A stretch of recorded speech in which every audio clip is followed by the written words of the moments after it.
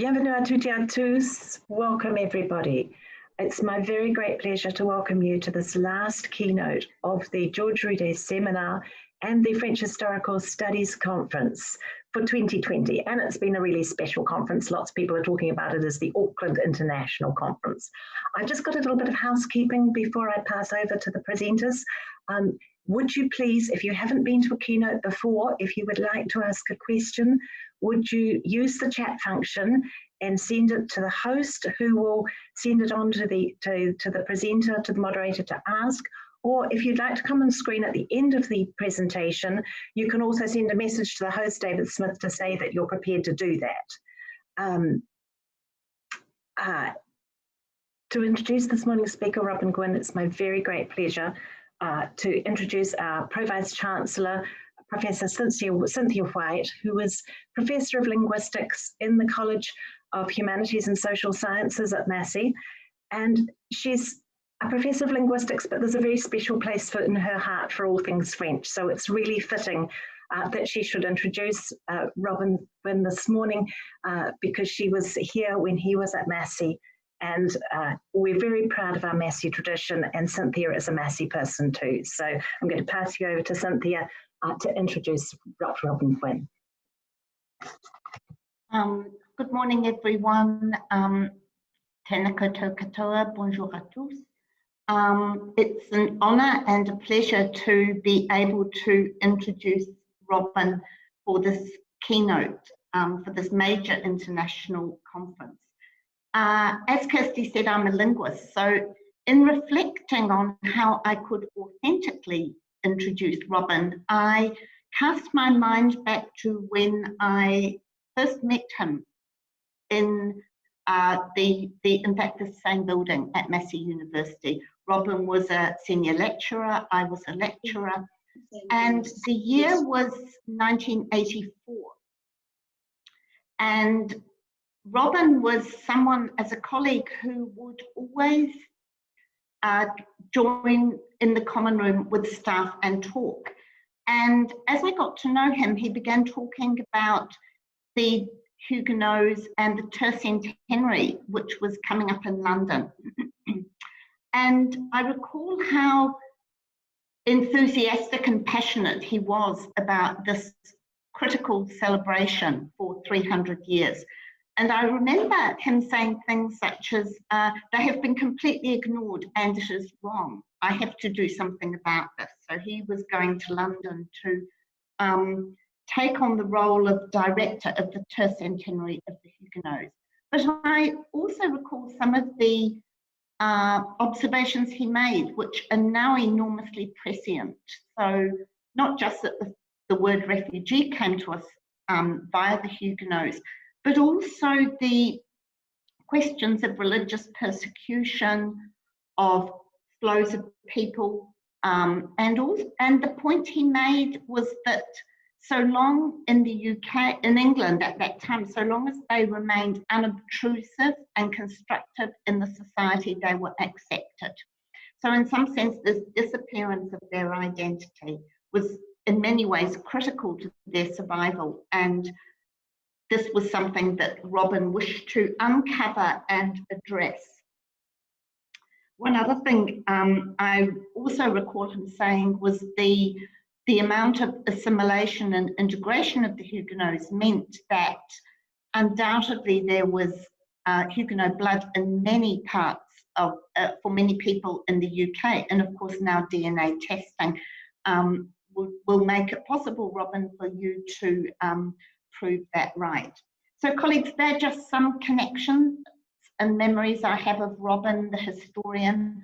And key to all of this was his desire to communicate, his passion to show how relevant and salient it was, and his enormous commitment.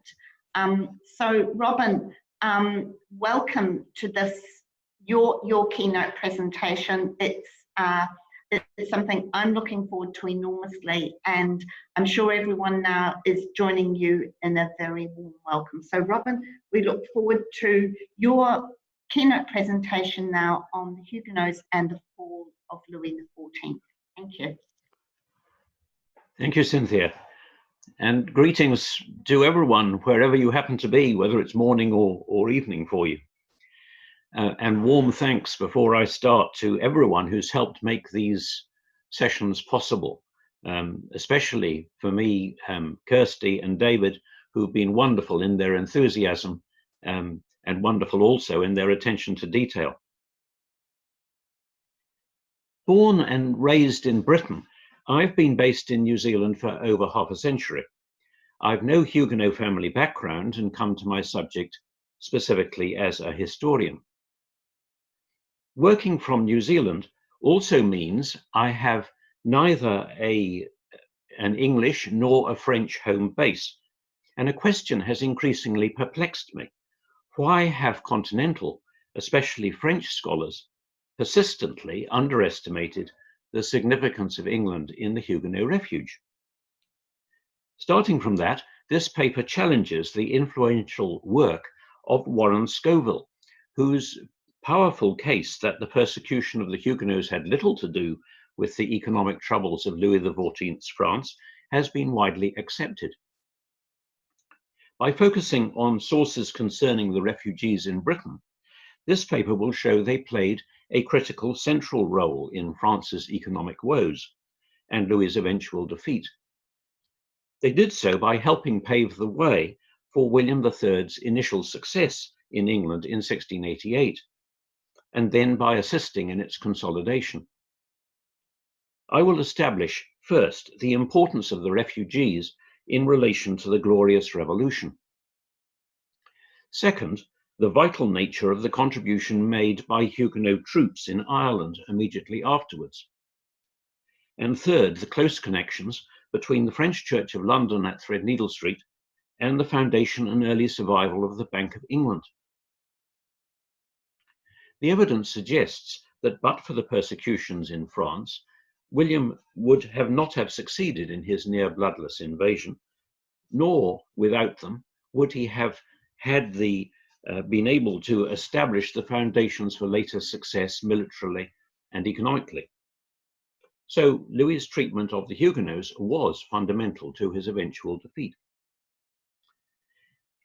It's odd that French scholars haven't appreciated the full significance of England in the refuge, because Baron de Schickler's outstanding work, Les Églises du Refuge en Angleterre, was produced in Paris.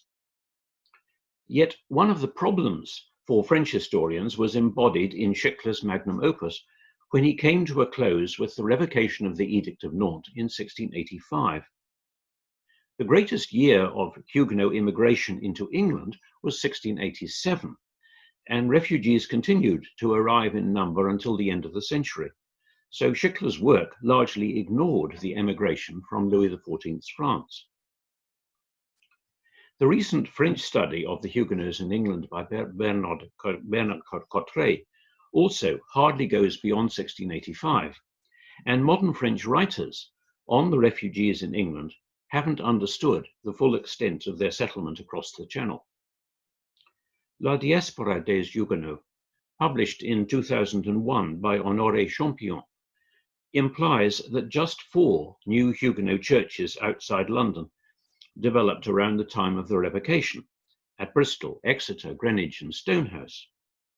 In reality, there were many others, all surviving well into the 18th century. We aren't talking about some minor error, but about major misunderstanding of basic fact. Back in 1985, Philippe Joutard suggested that 26 new French churches were founded in England around the time of the revocation. That's including London. He claimed this shows that fewer refugees moved to Britain than to the Netherlands, where it's agreed there were 36 or 37 new churches. Recently, Joutard appears to have reduced his estimate for England, but it was already hopelessly low. My own work, published 50 years ago, and again set out in full in 2018, provides factual evidence that in 1680 there were just 7 French churches in England. But by the time of William III's death in 1702, there were 50. So there were 43 new churches, not 26, a massive difference and enough to turn Jutard's whole argument on its head. By 1700, England housed the largest population of Huguenot refugees. In London alone, there were 26 different French churches by 1702, and in numerical terms, it had become their capital in exile. So what was the significance of the refugees to the Glorious Revolution in England? In 1679, 10 years earlier, an English minister in Leeds had preached a sermon fearing that there was coming a great day of terror, because it hath been the lot of all the Protestant churches in all nations about us, the Netherlands, Valteline, Savoy, the whole empire, Germany, Bohemia, Ireland, Scotland, and why should impenitent England be left unpunished? Echoes of such thought, which gave recent events a Reformation and international context, were increasingly heard over the next decade. Protestant Europe shared a feeling that this was a time of decisive importance, a crisis for the whole international Protestant community confronted by a universal Catholic despotic monarchy. The year 1685 was such an epoch, wrote Jacques Pénéton de Chambrun, a Protestant minister from Orange, that future ages shall look upon to be the most dreadful that has happened. Gilbert Burnet, writing his history of his own time, agreed it was a year to be remembered as the most fatal to the Protestant religion. The Anglican John Evelyn, in 1686, envisaged France as the center of a universal design to destroy all that would not mass it throughout Europe as they had power.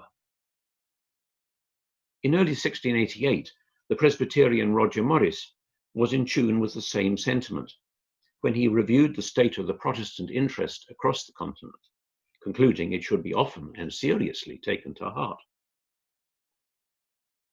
Englishmen easily embraced such fears because anti-popery was the strongest emotive force in Stuart England. That had little to do with the harmless English Roman Catholics, but much to do with historical memory and how England and its people interpreted past experience.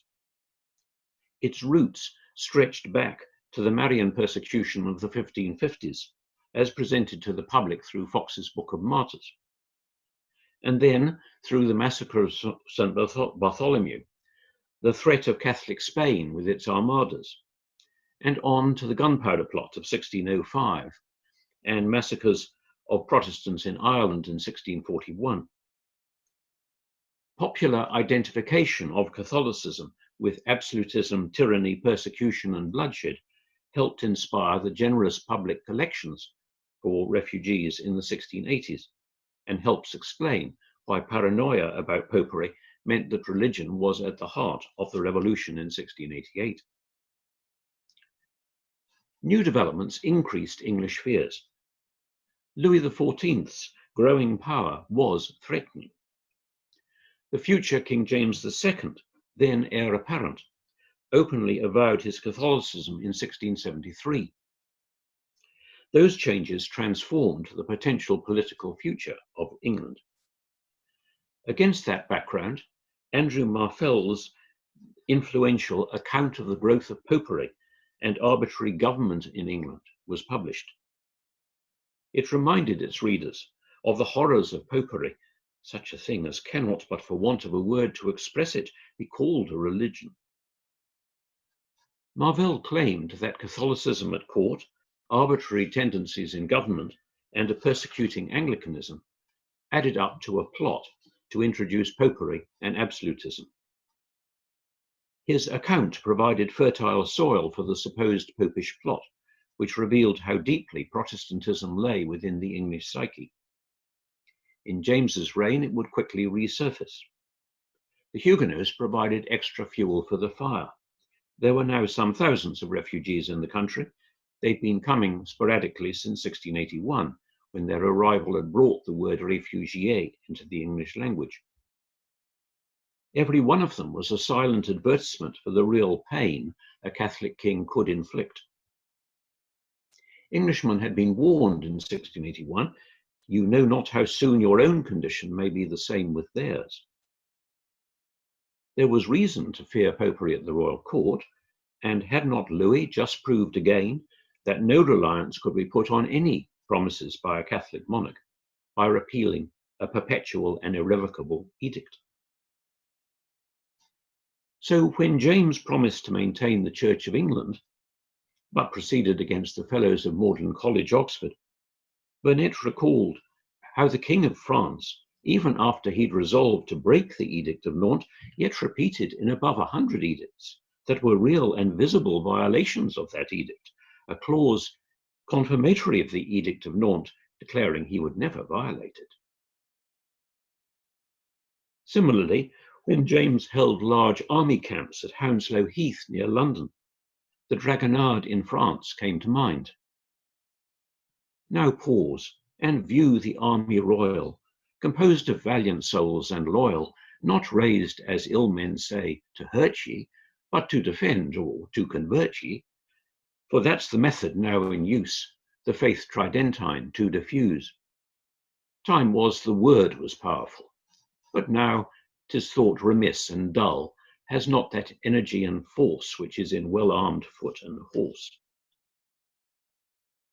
It was no coincidence that the same entry in Evelyn's diary, which discussed what the meaning of an encampment of the army might be, also reported on persecution in France and the royal order to burn Jean-Claude's book about it.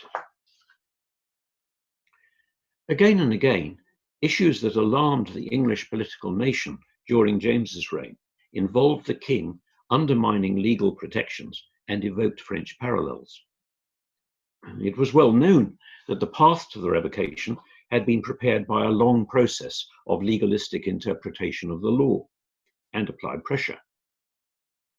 So when James issued his Declaration of Indulgence in 1687, Maurice reported the Marquis de Rouvigny's comment that by including in it promises to the Church of England, the method they've taken is perfectly like that of France, for that king issued out an edict at first to confirm the Edict of Nantes that gave the Protestants such ample privileges, but in a while after began to quarrel with some churches.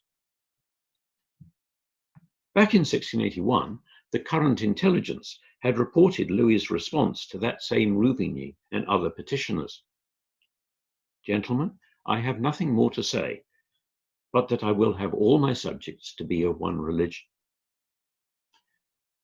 Compare that with the scene in 1687, when a furious James II addressed the Fellows of Magdalen.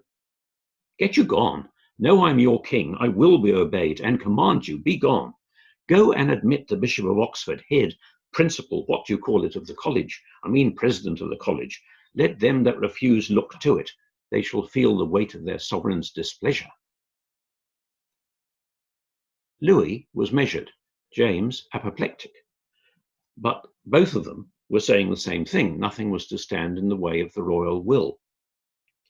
And when most of the original fellows were deprived and Mass was celebrated at Magdalen, it would have served as a reminder that the revocation was accompanied by the destruction of the Protestant academies in France. James did his best to suppress all information about persecutions in France and the revocation. That was why the London Gazette never reported it, causing Evelyn to remark on its strange silence. And it's why Claude's book was burnt. Yet the censorship was an utter failure. The awareness of ordinary English men and women about what was happening in France increased sharply. What they came to believe can be charted through the entries in Roger Morris's journal, his entering book. Earlier, Morris had said little about the situation of Protestants in France, and through 1682-5, he referred to their troubles just twice. They weren't significant in English consciousness.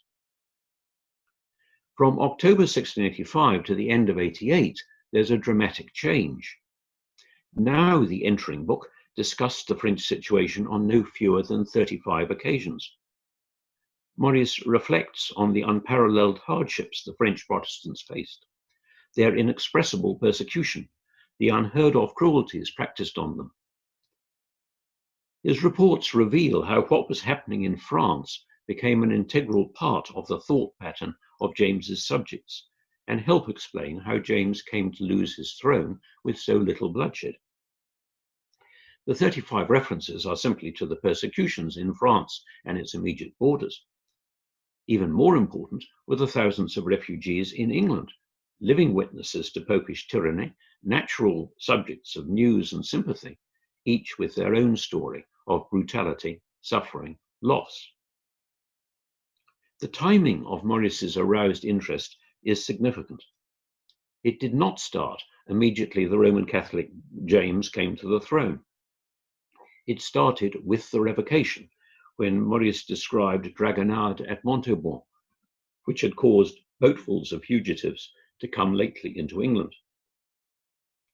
The new awareness that French events mattered was caused specifically by the persecution of ordinary Huguenot men and women and the withdrawal of the legal protection that the Edict of Nantes had previously given them in France. 1681-6 had been years of bitter Anglican persecution of dissenters.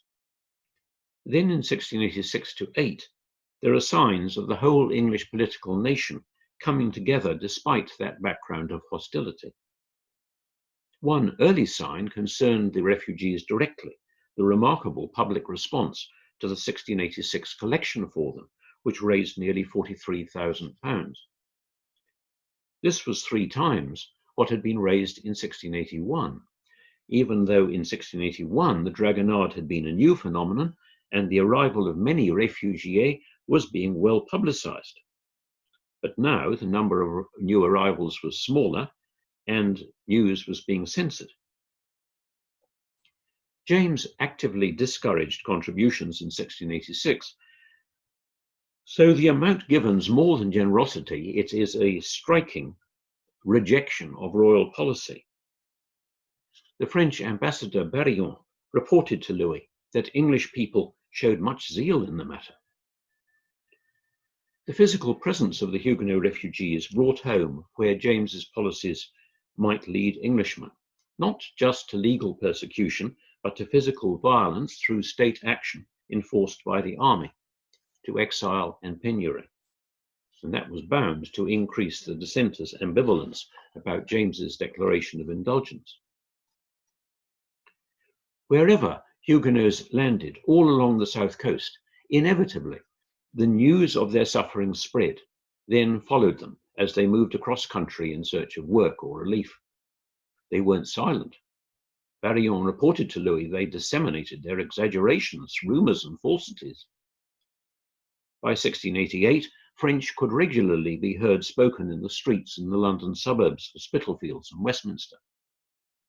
Censors might ensure that nothing was printed in the London Gazette, but the refugees could not be hidden. The truth of their claims was attested by their distress, by their ministers, and by 3 public collections on their behalf in the 1680s, conducted house to house by local clergy and church wardens, which reached every household in the country. Their reported sufferings fitted seamlessly into the narrative of Catholic persecution, which informed the self-image of many English people. The timing of when most refugees arrived is important. Maurice noted in 1685 how, despite the unheard of cruelties in France, few Huguenots had crossed the Channel, for it's treason for any vessel to transport them. In contrast, Bishop Burnet, overseas at the time, later claimed large numbers of refugees arrived daily. Burnet's been followed by later writers, but Maurice was right. Fewer than 300 new arrivals joined the large Threadneedle Street Church in 1685, but nearly 2,500 in 1687. So the greatest flood of refugees and the greatest English concern with news from France occurred just when James was pushing the cause of his co-religionists most determinedly, only months before William's invasion. And the timing helped deter Protestants from supporting James. Burnet was wrong about 1685, but his basic argument holds good. The refugees were such a real argument of the cruel and persecuting spirit of popery, wheresoever it prevailed, that few could resist this conviction. At the end of the day, historians of James's reign must answer two fundamental questions. Why did the Tories decide their loyalty to the Church of England outweighed their loyalty to the monarch? And why weren't more dissenters willing to trust James and get behind his policies? Louis's treatment of the Huguenots in France is key to the answers to both questions.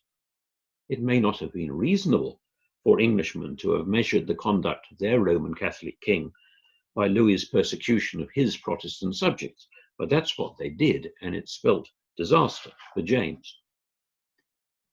Had William invaded in 1685 at the start of James's reign, the political nation would have closed ranks behind James.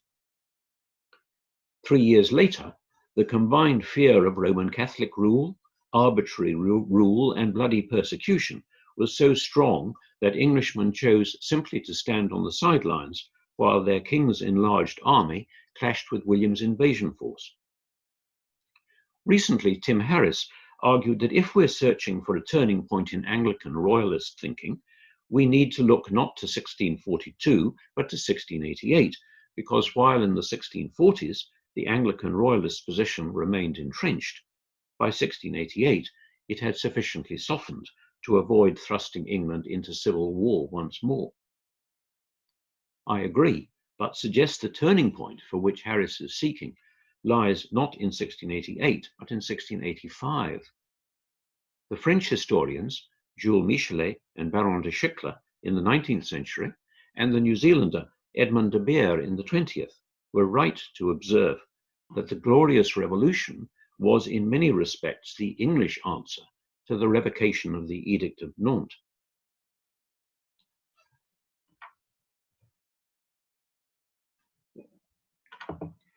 William's invasion force included a significant Huguenot presence, and to have refugees from Catholic tyranny in the forefront of his army was a wonderful propaganda coup for the Dutch invader. But we won't stop to examine the Huguenot contribution in the revolution, but jump to its aftermath. The invasion had been a colossal gamble and a success beyond all realistic expectation. It was only possible after the English political nation decided that its fears of what a firmly established Catholic dynasty might do with French support outweighed its strong dislike of having a Dutch ruler.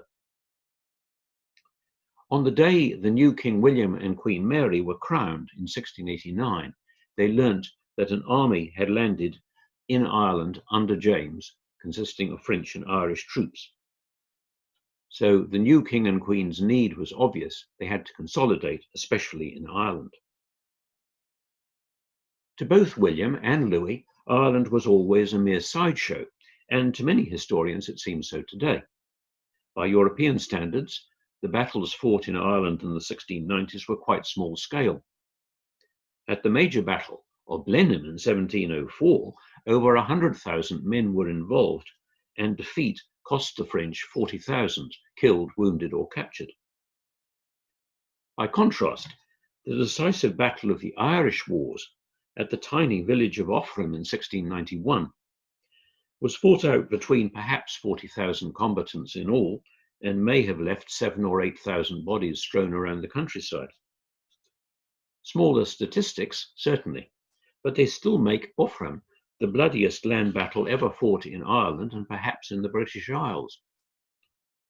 Strategically, there can be no doubt about the importance of William's victory in Ireland.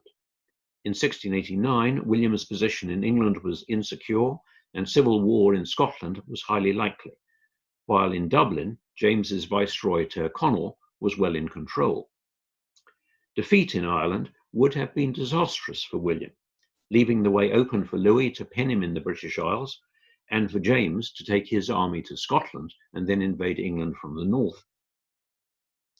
Instead, Williamite success took James out of the equation, confirmed William's position in Britain, and allowed him to concentrate on his lifelong task of holding Louis in check on the Dutch borders.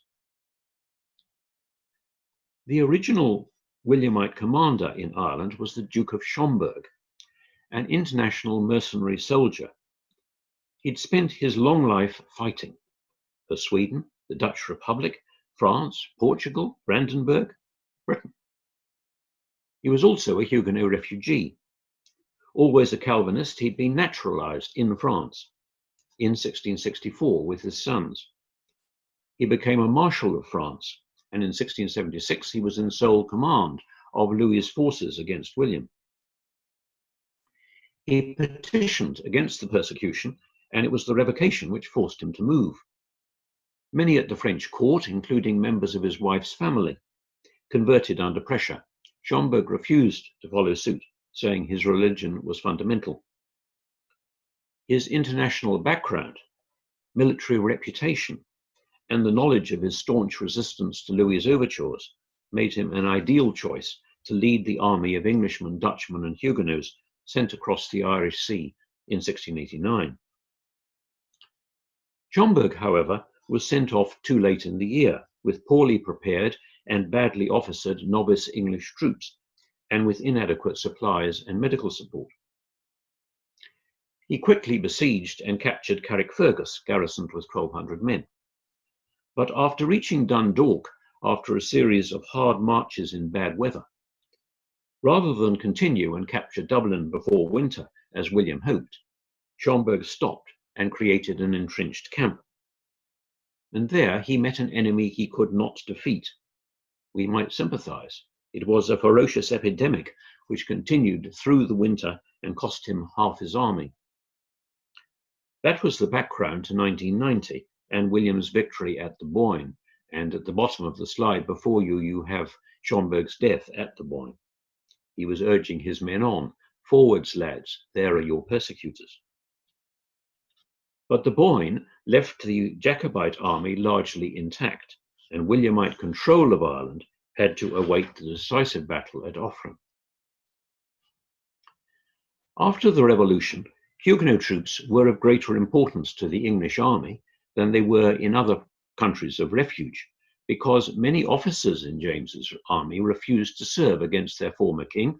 They'd taken oaths of loyalty to him.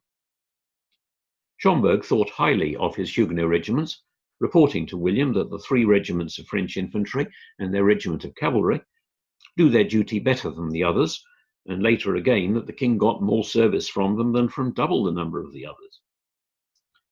From Carrickfergus on, they showed they were prepared to volunteer when others were more hesitant. And the significant role of the Huguenot officers and the determination of their troops were both prominent at Aughrim. There, their motivation was strengthened. Effective control of the Jacobite army had been given to the French Lieutenant General, the Marquis de Saint-Rue, well known as a committed persecutor of the Huguenots, especially in Dauphiné and Languedoc. On the Williamite side, command now lay with the Baron de Ginkel, the senior lieutenant general in the Dutch army, and his senior officers included Hugh Mackay, who'd been William's commander-in-chief in Scotland, and Henri de Massey, second Marquis de Rouvigny, now colonel of what had been Schomburg's cavalry regiment. The 2 armies at Aughrim were roughly the same size, some 20,000 each. The Williamites were better prepared, had better cavalry and artillery, and had momentum after capturing Athlone, a key crossing point of the Shannon. But Saint-Rue needed to restore his reputation after Athlone's fall, and at Aughrim he saw his chance. It was a site which the Williamite army couldn't bypass on the road from Athlone to Galway. Above the village was Kilcomotton Hill, over a mile long and protected at its foot by a stream running through a wide bog which was impassable to mounted troops or artillery. The road to Galway ran along a narrow causeway, only wide enough for 2 horsemen to ride abreast, and it went past the ruins of Aughrim Castle just 40 yards away, well within effective musket shot, a potential death trap for the Williamite cavalry. The site was ideal for negating the Williamite strength, and Saint-Rue improved it, cutting communication gaps and successive rows of hedges lining the hill so that the Irish infantry could repeatedly fall back from one defensive enclosure to another. Saint-Rou judged that would be enough for victory. Aughrim was the decisive encounter of the war, although there's been far less written on it than there has on the Boyne. At the end of the day, the battle was devastating in its results for the Irish.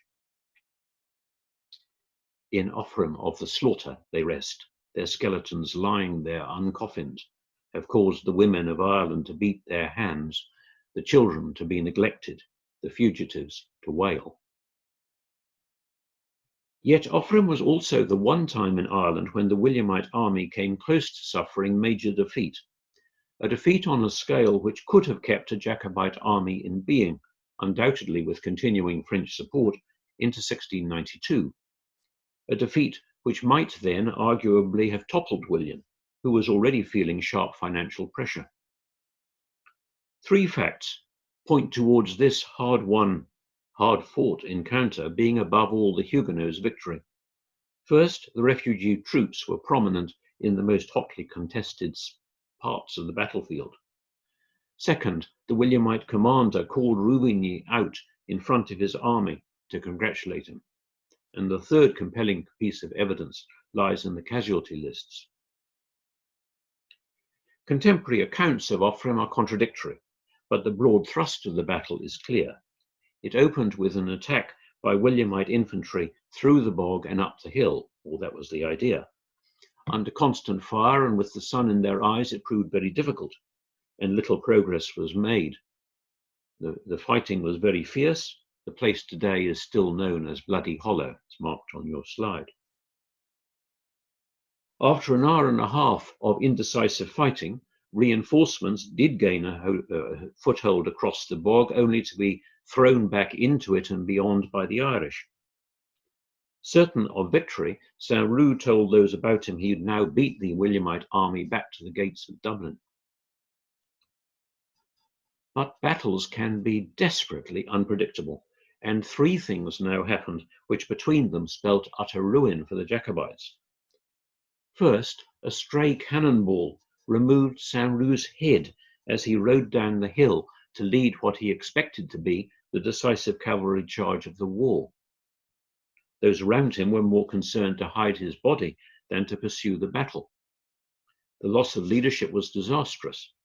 Some subordinates didn't understand in the intentions, others weren't clear about their responsibilities, and his second in command was wounded immediately afterwards. Second, Rudé broke through the causeway and immediately seized the initiative from the now paralyzed Irish army and turned against the exposed Jacobite infantry. Third, possibly from treachery, many of the Irish horse did not fight, but simply left the field. The combined result was a slaughter of the infantry which continued until nightfall. It's the lists of officers killed and wounded at Aughrim that best reveal the determination with which the Huguenots fought. The 22 units of Williamite foot returned a total of 136 killed and wounded officers. The two units suffering most were both Huguenot regiments. They had 39 officers killed and wounded, between a quarter and a third of the total for all the 22 units. Even more striking are the statistics for Rudé's cavalry, which suffered 20 officers killed and 4 wounded. The 20 killed amount to 60% of the total number of fatalities for all 19 Williamite horse units. It would be reasonable to expect that the Huguenot officer casualties would be high. Their regiments included many incorporés, supernumeraries, who were paid only for time in active service. Even so, this is a clear statistical statement of the determination and their contribution at Aughrim. Plainly, these officers were leading by example. And that raises an interesting question about motivation. Modern historians deny that William's wars were wars of religion, but Aughrim does appear as an outlier of an earlier age. For the Jacobites, the battle began with Mass. Saint-Rou's secretary, who was killed, had amongst his papers a speech by Saint-Rou, which urged his men to fight for the Catholic Church, for James, for their families and honour and country. And in a mirror image, the Scot Hugh Mackay urged his men on as the last hope of the Protestant Church, for their honour and to protect their church and their families from France. The Catholic Bishop of Cork confirmed that 80 priests were killed at Aughrim, crucifix in hand, urging on their men. The Irish historian J.G. Sims concluded that the crusading spirit must have made its contribution to the courage and resolution with which the Irish fought, and the same is surely true of their Huguenot counterparts.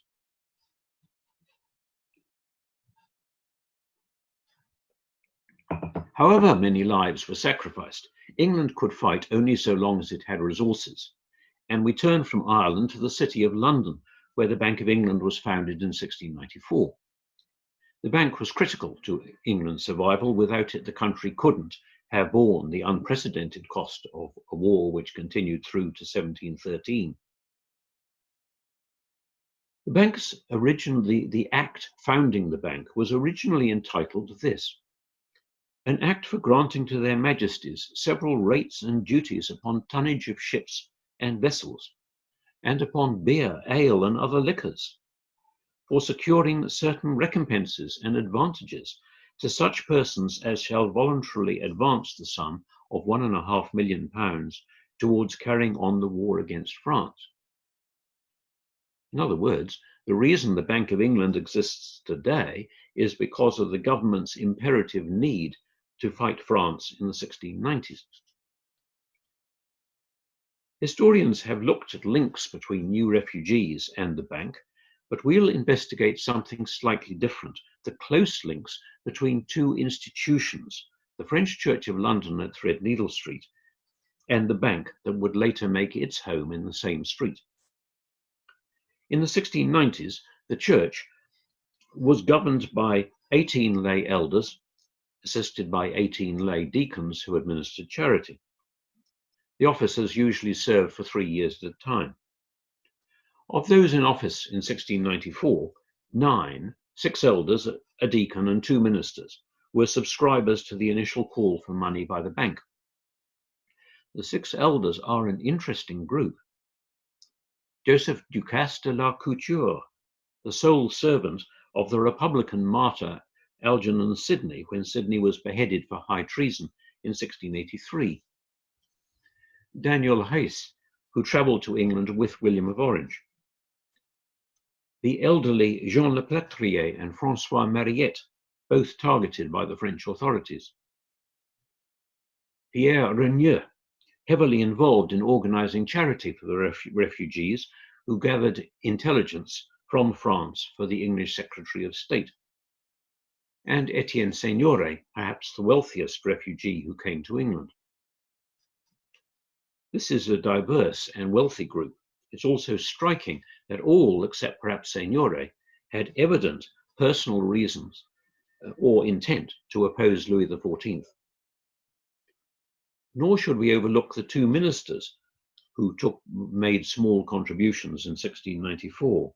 One, David Primrose, quickly built up a respectable bank stock holding of rather over £1,000, and his services were often, a historian says, at the disposal of lady members of his congregation who needed an attorney to assist in their investment business. Well, he was the church's most long-standing minister, and as well as subscribing himself, he's spreading the word that the bank should be supported. Widening our scope beyond 1694 to consider all who previously or later served as church officers at Threadneedle Street, 19 were initial subscribers to the bank. To them we might add 10, not themselves officers, who were sons of past elders, and include sums brought in by 2 of those people who acted as agents for close connections. This wider group put up over £65,000 towards the initial capital. 7 other men who served as lay officers in the 1680s and 90s put up nearly £9,000 in 1694-7. And then in 1697, the bank sought new contributions to enlarge its capital stock, and £31,000 was provided by 6 former church investors who increased their holdings, and 13 new depositors drawn from the same pool of church officers. So in all, the total amount put into the bank through the consistory and its connections amounts to some £106,000 in the crucial 4-year period which saw the bank establish itself firmly. It is a startling sum from one congregation. Other connections link the institutions. The bank may have been the church may have been the first customer to use the bank as a safe deposit. One of the bank's earliest key paid servants was Michel Fallet from Caen, employed in its accountancy office from February 1694. He'd served as a church deacon in the 1680s and was involved in 1693 in financing a successful privateering operation against France. Other church officers showing particular interest in how the bank worked include an elder Louis Gervais, who personally met with the bank's directors, presented each of them with what the bank minutes describe as a book, and engaged in detailed discussion with them about specifics. As the bank became more firmly established, by the end of the 90s, a number of church officers were acting as agents selling bank stock, most probably on a small scale, but Robert Caillet and Jean Girardot de Tillieux became active traders. A generation before the foundation of the bank, there are vital connections between the church and those who would be the earliest directors of the bank. The most important concern the Huguenot family. Its origins lay in Picardy, but its Protestant members, like Jean Huguenot, taking refuge in Elizabethan England, came from near Lille. His grandson Jacques would be father of 3 initial directors of the Bank of England and grandfather of the 4th. Jacques Huguenot, he is in the middle of the chart, was brought up close to the French church and remained attached to it throughout his whole long life, twice serving as an elder. His funeral sermon in 1682 noted he was a regular monthly communicant and a weekday as well as a Sunday attender. It was at Threadneedle Street that in 1620 he'd married Marie Duquesne, like himself a London-born descendant of refugees. He urged his children to be charitable to the French church. I know not any charity better bestowed or more faithfully managed. There your ancient father was baptized, there in a happy day was he married, and in that congregation were you all christened. Jacques' family remained exceptionally close, renowned alike for commercial success and mutual affection. Both aspects were captured in Samuel Pepys's diary. In 1666, near the Exchange, I find all the 5 brothers Huguenots, and mighty fine gentlemen they are all. 4 days later, the Huguenots came. A fine sight it is to see these 5 brothers thus loving to one another, and all industrious merchants. During the Great Fire, Pepys saw Isaac Huguenot prettily dressed and dirty at his door, receiving some of his brother's things whose houses were on fire. In 1667, the diarist went to church where none I knew but all the Huguenot brothers. When Pepys saw Jacques for the first time in 1668, it is no surprise to find he was surrounded by all his sons about him. Apart from family and faith, the life of the patriarch who died in 1682 was dominated by his trade pursuits, which laid a platform of success and trust on which his sons could build. John Strype described him as a very eminent merchant of London, and as eminent for his plainness and piety. His family descended from confessors on both sides. Pepys, requested by James Jr. to write his father's epitaph, styled him Father of the London Exchange, highlighting how Jacques had identified himself with the Royal Exchange all his life. The brothers who were initial directors of the bank, James, John, who was the first governor, and Abraham, grew up in the period of the Civil War and interregnum. In the year King Charles I was beheaded, James was aged 18, John 16, Abraham 9. The English political environment couldn't escape them, and they also knew the role their father played in the troubled French church at Threadneedle Street. There was no doubt about where Jacques stood. He was a committed parliamentarian who used his organizational skills for the cause. In June 1644, he had custody of arms, ammunition, and other provisions made for the armies in Ireland, now lying in London. His stance was equally clear-cut in the church. He was at the heart of a group of elders who supported the outspoken minister Jean de la Marche, who called for the king's execution as early as 1645. These elders came from interrelated families well assimilated into English society, and the overlap of personnel with the more extreme parliamentarian supporters is plain. The Huguenot-Duquesne interest was critical. It supported La Marche, and surviving portraits show they were proudly parliamentarian. The generation of the bank directors played less of a part in governing the French church than their predecessors, but they never lost their connections with the church. In the early 1680s, 3 Huguenots supported the Ipswich Huguenot linen weaving settlement. Sir John donated money to the church poor in the 1690s. James left it money in 1704, and Isaac £300 to its poor and other Huguenot refugees in 1702. Abraham Houblon, as Isaac's executor, entrusted the distribution to the church elders, and he knew the poor individually well enough to make specific recommendations. When Sir John Houblon was chosen as Lord Mayor of London in 1695, here he is shown on a British £50 note, the delighted consistory made a special separation in the minister's pew to seat him. While historians have discussed how far the Huguenots assisted the English financial revolution, none have juxtaposed the French Church of London and the Bank of England in a long-term context. Doing so shows why descendants of earlier refugees understood how the influx of new skills and contacts could be turned to England's financial advantage. It explains why leading members of the Threadneedle Street Church were keen to support the bank from its inception, despite a real risk that the bank might fail and their investment be lost if Louis was victorious.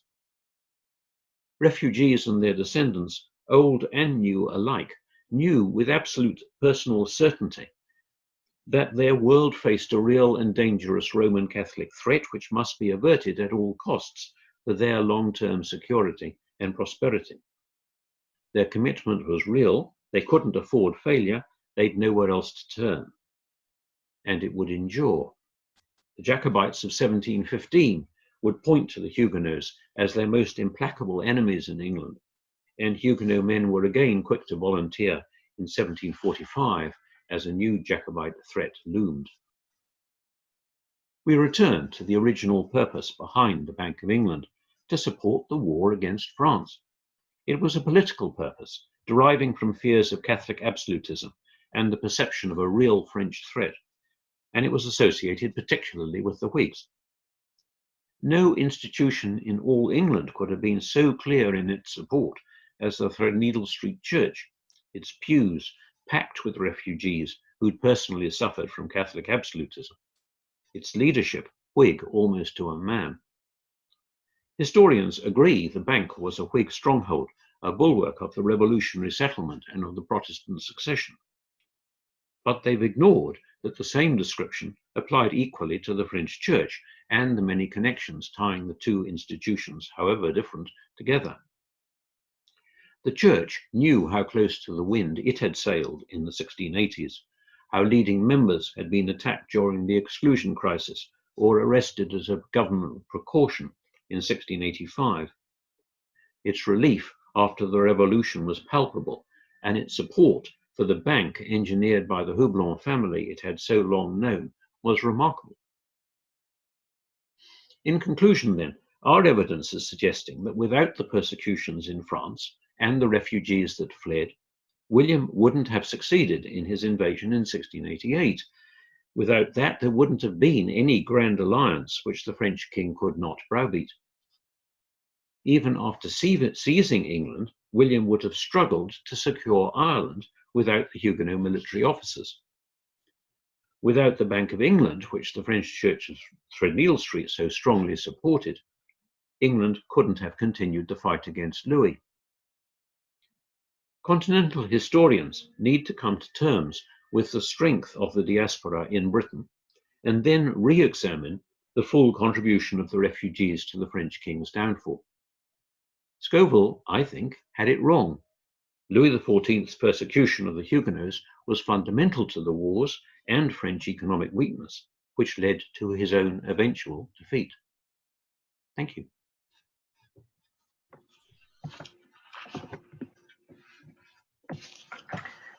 Thank you, Robin, for a fascinating look at that. And I'm particularly struck by the subscriptions, because I know from working on the emigres 100 years later that getting that higher subscription in 86 is a fascinating comment on their ability to draw support.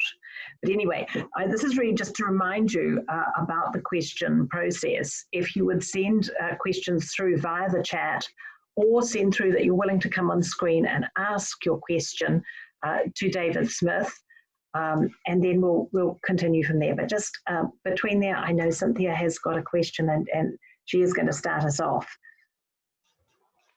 Thank you, Robin. Thank you, Kirsty. Thank you, Robin. It was very enjoyable to hear that very detailed and rich account of Louis XIV and the Huguenots. Can I ask you a question which really links to my introduction? Why, in your view, do you think the Huguenots have been so long ignored in the English world, in the English world of English history? It's a very general question, I know, but I think it's one that's quite apt for this conference. So thank you. I think it's a very interesting question, actually, and not an easy one to answer. The impression I have is that French historians have found it difficult to come to terms with the English situation and the difference between the conformist refugees who joined the Church of England and the non-conformist refugees who didn't. And that's part of the problem, but it's only a small part. I suspect it may go back actually to the 19th century, when the great work by the Hague brothers on La France Protestante was published. It's very good on many aspects of the refugees in Europe, but it's weakest on England. And I think the reason is there wasn't actually much literature. The only source they could use, and that for their second edition, was by John Sutherland Byrne, and it wasn't really quite up to the task. And I think that has actually something to do with it. But I do find it strange. I mean, Professor Jutard, as far as I can work out, when he was trying to work out the number of congregations, churches in England, was relying on a work written by Weiss in the 1840s, I think. And that was in 1985. Well, by that time, the Huguenot Society in England had been very active for a century and had produced an enormous amount of material, but there's no sign it was being used.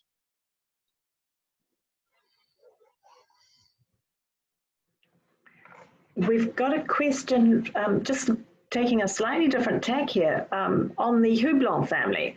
From David Smith asking, what was the relationship between the Hublon family and others in the 1690s and the Huguenots who remained behind in France? What was their wider story? Well, as far as the Huguenots are concerned, their family had come out over 100 years earlier. And so they're long assimilated into England. The point to me about the Bank of England is won't do just to look at the new French refugees from Louis' France. There were a lot of them, and a few of them did put significant money into the bank. But the people who were more key to organizing the bank and had French connections were people who'd come in Elizabethan England. 100 years earlier. So for the Huguenots, their connections with France would be trading ones at, if any. They've lost them because it was their great grandparents who'd come out.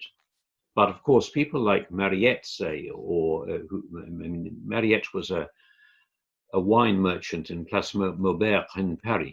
And now, if you're talking about he will have connections in France, and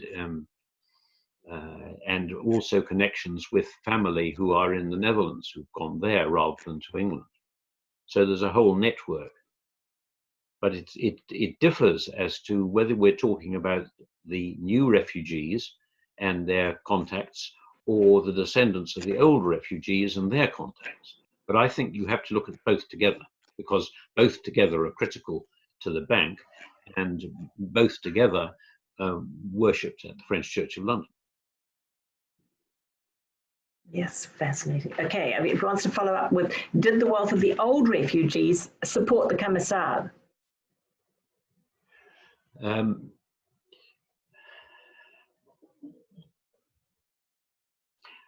I don't think I know. So I think I have to pass on that question.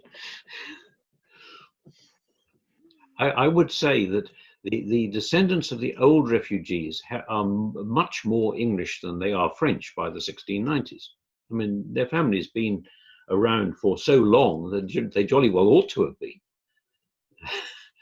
It is very interesting trying to work this out. I mean, Professor Creuset has problems talking about them at all, because he's arguing that they're Walloon, not really Huguenot. But from my point of view, looking at the Threadneedle Street Church, the church took all the French-speaking Protestants who turned up in the area, and I can't make this division.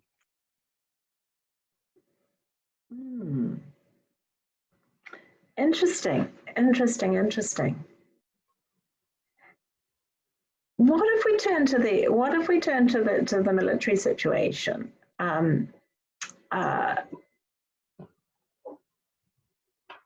Brian I've just got a note coming through from Brian Banks saying he's never seen any evidence of that connection. So he's putting that into there. Thank you, Brian. Sorry, evidence Brian, as to what exactly? I'm not clear on the question. The link between the old refugees and the Camisards. Yeah, well, I haven't either, and that's why I'm perplexed to know how to answer this. I don't think anyone's attempted to analyze the feelings of the descendants of old Walloon and French much earlier immigrants. I just don't think it's been done. Okay, quite a question here from David van der Linden. Thanks for a great talk. Could I ask Robin to reflect on the role of refugees in other nations? Was it really England that was crucial to combating Louis XIV, or should we look at other nations too? How do you assess the relative contributions of these refugees? It's a very good question. And David, of course, is a great scholar on the refugees, particularly in the Netherlands. Now, it's a rather different situation in the Netherlands, because there the best of the refugee clergy were in the Netherlands rather than in England, but the numbers were larger in England. Obviously, the contribution that's being made will vary from country to country, depending on the economy, depending on how strong the army was, if that's what got reinforced or whatever. But the English contribution has tended to be neglected by both English and French scholars, and the combination is curious. I mean, the English can neglect it on the grounds that the Huguenot regiments were part of the English army. Well, yes, they were, but the fact is we can now identify over 1,400 officers who fought in the armies of William and Anne. And that is a lot of people, and a significant part of the officer force of those fighting for them. And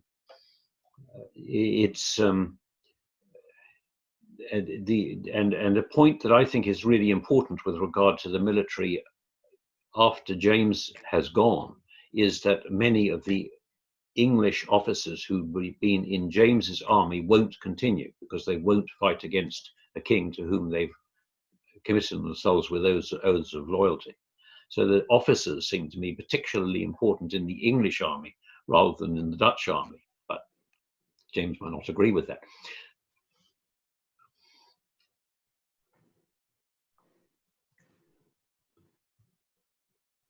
Perhaps just say something on that too about this important, you know, we've heard so much about the Boyne and the Battle of the Boyne. Why have we heard so much about that if the other battle is important? Yes, well, I don't know what you feel when you pick up your daily papers, but I'm constantly perplexed by what's on the front page. But I mean, the Boyne was a wonderful gift to journalists at the time, because after all, here you have two crowned heads meeting on the battlefield. I mean, the Boyne could not be missed. No crowned heads around at Aughrim at all. So the people who are following with eager anticipation what's going to happen at the Boyne. You've got two kings, they're both leading their armies. They're there, and the fact that they're both incompetent, and in the case of James, as one notable Irish military historian said, almost delusional. I mean, it's quite extraordinary. The Boyne it has more troops by far employed than there are at Aughrim, but it's such an incompetent battle that it doesn't actually do very much as a battle, apart from one really important thing. William very clearly won it. He won it in terms of personal courage, and James fled Ireland immediately after. So, and he'd already fled from England, and that definitely takes James out of the equation. That is a significant result of the Boyne, which no one can deny. But in terms of actually as a battle, it's a very strange battle, which neither side had properly scoped the battlefield on which they were fighting.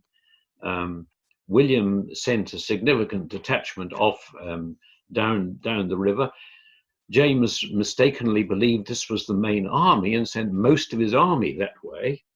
And then the two sides found that between them there was ground that they couldn't cross. So really very odd. The result of it all was that the Boyne wasn't as decisive a battle as it might have been, and that's why a month later the Jacobite army is back in being. Aughrim is a much more professionally fought battle and much nastier in its results for the combatants. That leads in quite well to a question that Leslie Tootle is putting up. She says, thanks for a great talk. A most provocative part of your talk is the argument that we should envision this period as a time of continued religious warfare. How does recognition of that fact change our sense of the early Enlightenment or the 18th century states? I rather think the historians who argue that the Williamite wars are not wars of religion have the truth of it, but Aughrim seems to me to be different. There I do think it's a religious war. There's one equivalent, actually. I think it's Almanza in 1707, where the battle was won by the Catholic forces under the Duke of Berwick. And Berwick never forgot what happened in front of him that day, because there was a Protestant regiment from the Cevennes, and it found itself confronting the troops who had attacked it in the Cevennes. And the result was that neither side bothered to fire. They rushed at each other with bayonets. The Protestants lost half their men, and the other side was decimated. And I think that is this. I get the feeling at Aughrim you've got a bit of that kind of spirit, and maybe these are just exceptional battles rather than. I'm not really suggesting that you've got to re-envisage the whole of the Williamite wars as driven by religion, but I do think that you have to accept that when you've got refugees involved, there may be some reason to suppose that religion has more of a say than some historians would like to acknowledge.